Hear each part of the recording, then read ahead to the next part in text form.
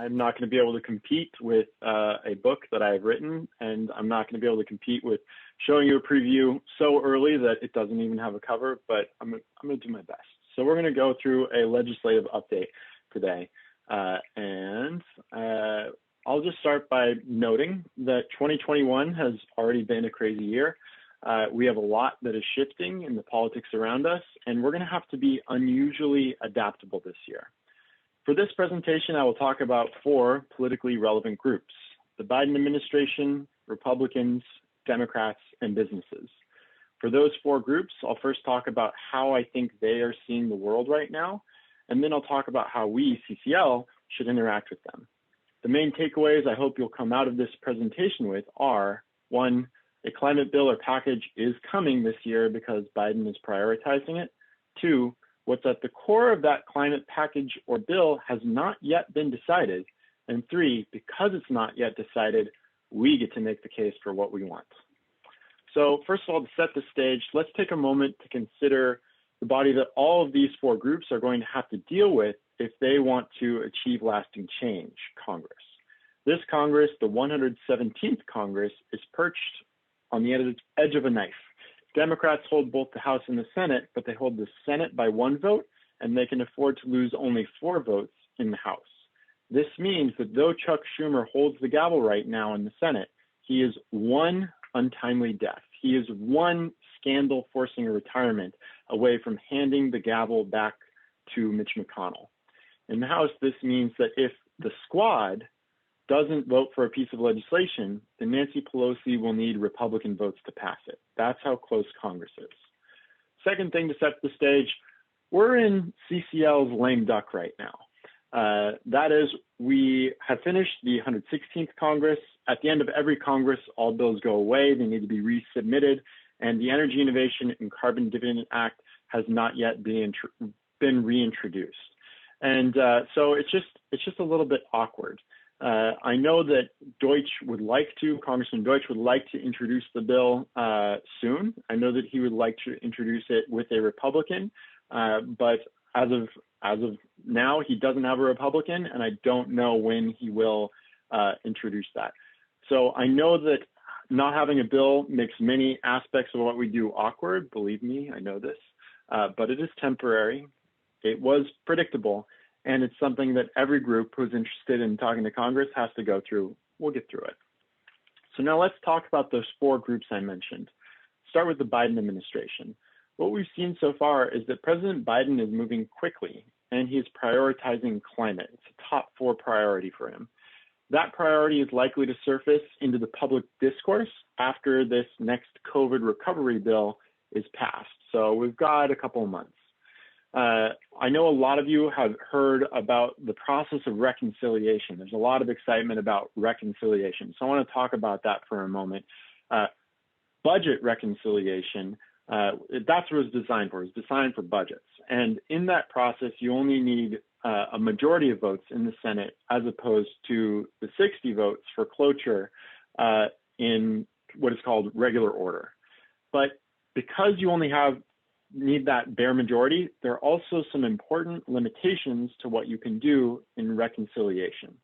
It's possible to pass big things like Obamacare was passed, like Trump's 2017 tax cuts, but ultimately, because it's for the budget and not for these other things, it tends to be inelegant.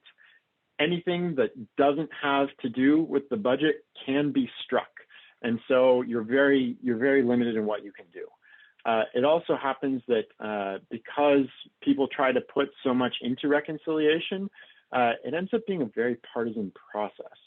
And so given these things, we, CCL, we're going to continue to talk about our goals through the lens of regular order. Pushing for something via regular order enables us to be more elegant. It enables the bill to be more elegant. It enables us to be bipartisan. It cues up solutions to be cherry-picked that can be included in reconciliation. And if that ends up being the path that we go for reconciliation, it doesn't hurt our ability going through regular order to have a voice at the table moving forward. So if there's no penalty to doing it, we're going to do it. So that's what we're doing. And you can see an example of the politics developing right now.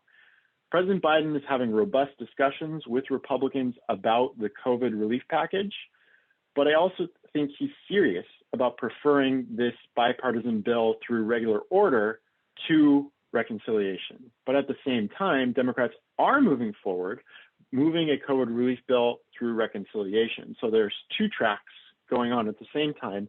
And I would expect a similar dynamic when it's time for climate, to have Biden pursuing regular order, but also to have the option of reconciliation at the same time. Because there's so many important parts to his coalition that Biden wants to keep happy with climate, I think that we're likely going to be talking about packages. The climate conversation will be wrapped up with the budget, with infrastructure, with environmental justice, with a lot of other Democratic priorities. So I think we're talking about a package of bills, whether it ends up being regular order on climate or whether that ends up being part of a reconciliation package. Moving forward, what do we want to do? How do we want to orient ourselves to the Biden administration? We want Biden to keep on talking about climate, and I think he will. Having the president in the bully pulpit talking about climate puts pressure on Congress, puts pressure on businesses, on other countries, on environmental groups. This is fantastic. And like I said, it's unclear what will be the backbone of Biden's climate agenda. It could be a carbon price. A bipartisan Senate bill, particularly with multiple, I'm talking 3 or more Republican senators, would probably make a carbon price the favorite option for the backbone. Alternately, a House bill with 10 or more Republicans would do the same thing. I'm not saying that the only way to make a carbon price of the backbone of Biden's climate agenda is through this bipartisan pathway. I'm not saying that at all. But this is just the closest thing to a guarantee that I can think of. So I'm just saying that's the shortest path from here to there, but it is a difficult path. So what we want to do with the Biden administration, we want to thank President Biden for prioritizing climate. We also want to say that a carbon price, preferably a carbon fee and dividend, should be the backbone of whatever he does. And that is in fact the social media action for this month. It appears as the third action in your action sheets for February. Now let's move on to the second group, Republicans. And right now there is a crisis going on within the Republican Party. We'll start with the funding crisis. The reality of politics in the United States today is that you need money to run and to win elections. And after the attack on the Capitol, the 147 Republicans who did not vote to certify the election, there are a number of important funders for Republicans who said they were either not going to donate to those 147 Republicans, or they were pausing their donations overall to evaluate whether or not they should. A week after that, Sheldon Adelson died, who was a major funder of Republican causes, donating over $500 million to Republicans over the past 10 years. On top of this funding crisis, you have what is really an open civil war between the two most important Republicans in the Republican Party today, between former President Trump and Mitch McConnell. You have McConnell's scathing speech about Trump after the acquittal in the Senate trial. You have Trump's direct attack on Mitch McConnell after that speech, calling him a political hack. And you also have Trump's threats of a new party, forming a new party. And what you should take away from this, what I take away from this, is it is extremely uncomfortable to be an elected Republican right now. They are not happy at all. They are worried. Their party is in the minority, and it feels terrible to be a Republican right now. It can be, if you're just reading the news, it can be easy to forget this, but for us, since we're going to be interacting with them, it's important to remember this.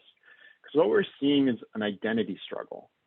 We're seeing an identity struggle for what the Republican Party is about. And we also see some Republicans who are already saying that they want strong climate action to be a part of their identity moving forward.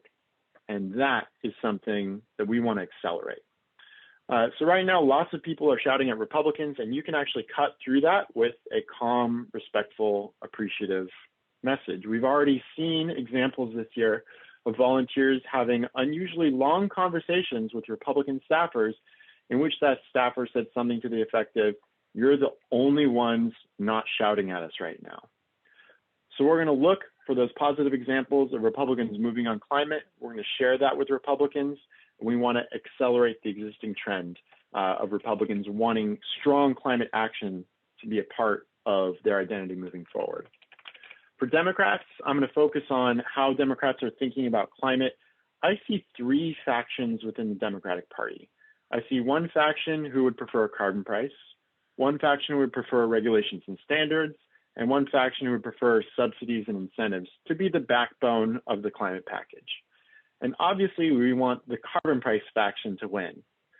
But I don't think we're really in a world where Democrats who are in one camp are not going to vote for a package that doesn't reflect their preference. I think that there are preferences. I don't think these are lines they will not cross. I believe it is also true that no one has decided which of these camps will be the star of the show. Other environmental groups haven't decided, Democratic leadership hasn't decided, President Biden hasn't decided. This is an opportunity for us. Moving forward, Democrats will be trying to make the most of their slim majority. They'll be looking to make Biden look good. They'll be looking to pass things through reconciliation, and they'll be looking to stick together because they cannot afford to lose votes. So our message to them is going to be carbon pricing is popular. Carbon pricing is quick. Carbon pricing is effective. Carbon pricing is durable. Carbon pricing is going to make Biden look good, both domestically and internationally.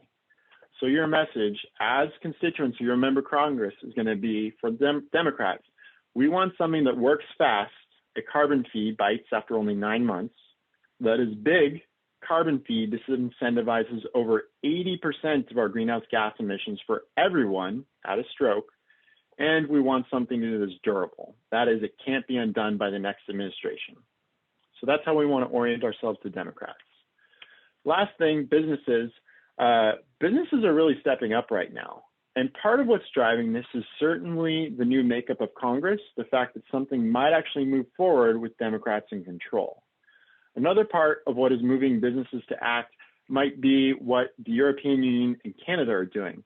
Dr. Hayhoe mentioned the Canadian price, that's by $230, that's 133 US dollars, that's 170 Canadian dollars by 2030. And for the EU, they've committed to having a border carbon adjustment on their existing carbon price by January 1st, 2023. So these things, the fact that Canada is our #1 trading partner, the EU is the largest single market outside the United States, that they're doing this, I think that that is motivating businesses to express some preferences. And those preferences that we're seeing, the Chamber of Commerce said that they would prefer a market-based approach to reduce emissions. This was the day before Biden was inaugurated. The Business Roundtable explicitly recommends a carbon price. Even the American Petroleum Institute is getting into the mix. They're saying, and I quote, market-based policies can foster meaningful emissions reductions across the economy at the lowest societal cost. An example can be carbon pricing, balancing reducing greenhouse gases with flexibility and pacing to keep energy affordable. Now, let's not delude ourselves.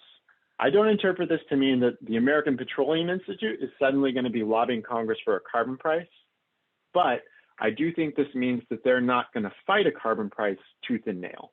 And that in and of itself is extremely valuable. Stepping back from specifically carbon pricing, we see General Motors, GM, committing to only sell emissions-free vehicles by 2035, and BlackRock, the world's largest asset manager, pushing companies to disclose how they will survive in a world of net zero carbon emissions. And this is also, some of our volunteers have asked why we put carbon pricing instead of fee and dividend in our carbon pricing is popular pitch in December, and you'll see more of this. And this is the reason, is we can't use these statements unless we accurately reflect what they say. Carbon price accurately reflects what they say. Fee and dividend does not. So we want to maintain honesty, we want to maintain our integrity, and we want to use these really important statements to push fee and dividend. So we still have a clear preference, but we're using this more general language to capture the momentum of the society as a whole. Now, your job, local businesses may be more important to remember than national businesses. And then we're getting quite good at getting local businesses to support the Energy Innovation and Carbon Dividend Act, despite the fact that we're in our lame duck. As Mark reported on the monthly call, you got 30 endorsements in a week. That's very impressive. It seems that a lot of CCL volunteers have figured out a way to get endorsements despite the fact that a bill hasn't been reintroduced. And what we want to do is we want to bring these national endorsements to our local businesses because they care about what national business organizations, national businesses are saying. So share about the Chamber, share about the Business Roundtable, share about CEO Climate Dialogues, and share about the American Petroleum Institute. Start by sharing this with existing endorsers, and getting them all excited all over again might actually be the best way to get your next endorsement. If you end up getting to the point of a national business inside DC, all of those discussions should be routed through our DC office. So give Kyle Kameen, our new Senior Business Relations Officer, a ring in the DC office. And so to conclude, this is a chaotic time. And in this chaotic time, we need to be dynamic. I focused on 4 politically relevant groups in this presentation: Biden administration, Republicans, Democrats, and businesses. The Biden administration is focusing on climate, and that is fantastic. For Republicans, it's extremely uncomfortable to be a Republican right now. But because virtually everyone is screaming at them, we can cut through the cacophony with appreciation and respect. And we want to accelerate existing trends within the party. For Democrats, they want to make Biden look good, and they haven't decided how to do that on climate. We want to argue that the thing that makes him look the best is a carbon fee or tax because it's fast, durable, and economy-wide. Business is shifting, and it's our job to get that message out, especially to Congress, especially to existing endorsers. Thank you, and we have some time for questions, I think. All right, thanks, Danny. Really appreciate that. I've got a question for you. Will the new bill in Congress still be called the Energy Innovation and Carbon Dividend Act, or should we really be focusing just on CF&D? It will probably be called the Energy Innovation and Carbon Dividend Act, but there is a possibility that that name will change. And so obviously we've got another lobby day coming up, the March Lobby Day, and I'll be giving a presentation on March 4th, a Thursday, CCU, in which I'll talk about the exact language that we'll be using for the primary ask, for the supporting asks. I think that probably what we're going to say is we would like to see a, if it's not out, a carbon fee like the Energy Innovation and Carbon Dividend Act from the last Congress. We may use more general carbon pricing so we can fully leverage all those new statements of support and endorsements. But stay tuned. March 4th, we'll have the final word. Excellent. Cool. Thank you. You talked a little bit about Congressman Deutsch and reintroduction in the House. Well, what about on the Senate side? We actually saw a video of Murkowski talking about the importance of bringing this to Republicans in the Senate. Do you see movement in that chamber? Yeah, for the Senate, I think in the spirit of carbon pricing is popular. There were 4 carbon pricing bills introduced in the last Congress, and 3 of them were fees or taxes. The Coons bill, the Durbin bill, and the White House bill. And so I think what we tried asking people to hop on to Energy Innovation Act when Coons reintroduces it in the last Congress, he didn't reintroduce. So in the spirit of making carbon pricing popular and keeping the conversation going and getting because we need to convince Democrats to make this the background, I'm giving consideration to asking senators to co-sponsor one of those 3 bills. I think all those 3 bills will be introduced pretty soon as well. So we might just go for maximum pressure on a carbon price to get this under discussion. And if it's under discussion, we can get there and we can advocate at the table to push it closer and closer to fee and dividends, what we've been talking about this whole time. Excellent. Cool. How do you see the Biden administration's choice to rejoin the Paris Climate Agreement as either helping or hindering our conversations? I think it helps. I think you see some Republicans who are pushing back against that, but I think I think it helps. I mean, I don't think it's, personally, I don't see it as being very central to affecting the conversations we are having. To me, it strikes me for Congress is a bit more on the periphery, but I think it helps with endorsements. It helps keep climate in the news. It helps Biden on the international stage. So I think I put it in the good category. Good deal. Can you speak to the Green New Deal and kind of how that's playing into these conversations? Yeah. First of all, I remember that the Green New Deal is still a resolution, and if that resolution were to pass, then nothing happens. So I think the Green New Deal, we, through our work, through your work, we have a policy that's ready to go. I mean, when Deutsche introduces it, in theory, it could be passed the next, very shortly thereafter. And as I said, it could start to reduce emissions within 9 months. And so there's a huge gap there. That being said, the Green New Deal remains extremely motivating right now. But I think that you also have to acknowledge that some of the people who are talking the most about the Green New Deal are Republicans. And it's not because they're excited about it. It's because it helps them to win elections against Democrats. And so I think that the Green New Deal, because it was extremely successful, and I think it's a huge part of why climate is so high on Biden's agenda. So that's a big success.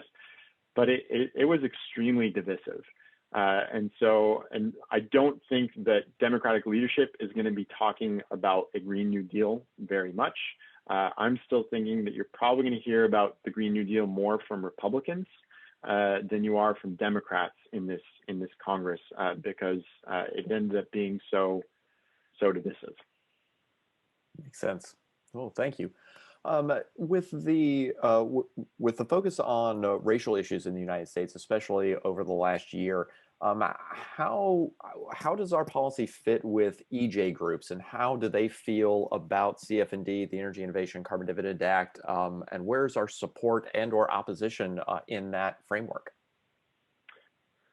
Great question. I think that racial justice is one of the top 4 priorities of the Biden administration. I think it's COVID, it's the economy, it's racial justice, and it's climate. And I think that that's the appropriate order.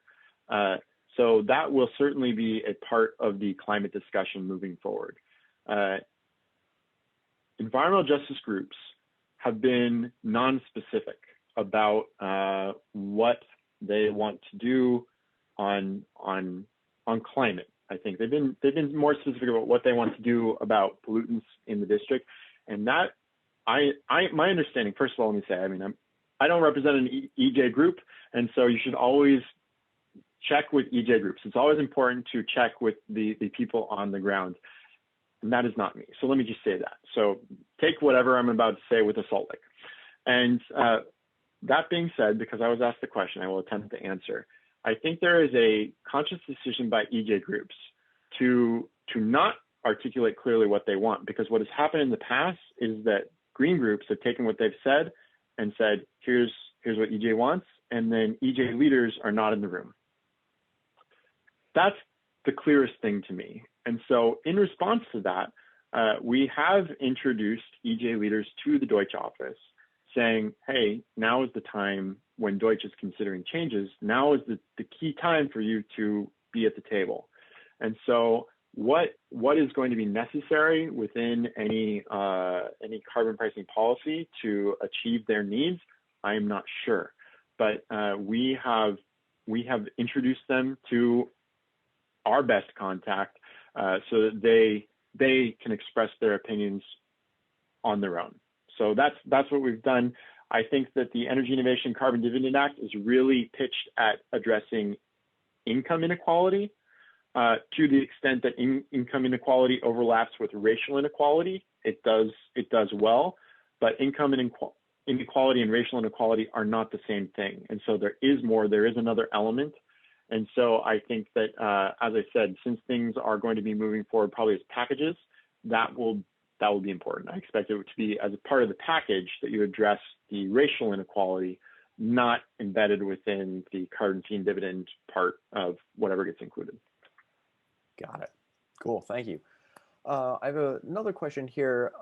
Democracy is CCL's solution to climate change. And with the insurrection on January 6th, there's obviously some challenges with engaging with members of Congress that voted against certifying the election. How does CCL fit within that framework and our bipartisanness, being able to continue to have those conversations while acknowledging the challenge that was created by that event? Yeah. CCL, the staff on CCL exists to serve the volunteers. And we've always said that our volunteers are our best resource, and we trust you. And we trust you still in this. Some of our volunteers will decide that they can't speak to Republicans. And if their group decides that, we support you. Some CCL volunteers will decide that they can, and that the climate is too important, they want to do that. We will support them. Some will decide that they want to engage, but they have to say something in an appreciative and a respectful way doing that, and we will support them. Despite the really, I would say, historic divisions that we have between the two parties right now, I think there is something to be said for maintaining a space where when we get to a solution, people have experience doing it. And CCL has already been good at doing this. I know in my life personally, it's been excellent for figuring out how to understand, appreciate, and see the humanity in people, even people I disagree with a lot. And having people work at that makes a democracy that we do want to live in possible. I don't see how we get there if we're not doing that work. And so some people will not be able to do it moving forward. Some people will continue to be able to do it. And the CCL staff is here to serve you. Awesome. Very cool. I got one more question for you. Can you talk a little bit about the House Select Committee on the Climate Crisis and how their report plays into the legislation that we're advocating for? Yeah, I think it was too big. It was too big. And so, I mean, I think it's the whole toolbox. And so I think that Democrats will be looking at that, and they'll be picking things from the House Select Committee, but those are tools. It doesn't represent a package that you can just say, oh, here it is. And they included a bit of everything to keep everybody happy. And so the House Select Committee report is a useful tool moving forward, but I do not view it as a roadmap. It's just too big, it's too complicated, there's too much there. The actual path that Biden ultimately picks is going to be some selection of the tools that are in that very large toolbox. Thank you for listening to this episode of Citizens Climate Lobby's training program. You can tune into more episodes anywhere podcasts are available. Inspired by what you heard today? Join Citizens Climate Lobby to advocate for bipartisan climate solutions. Go to community.citizensclimate.org to find more trainings, resources, your local chapter, national action teams, discussion forums, and more. Be sure to like our Facebook page and follow us on Twitter and Instagram @CitizensClimate. We also invite all of our listeners to subscribe to our YouTube channel for more inspiration. And together, we are creating the political will for a livable world.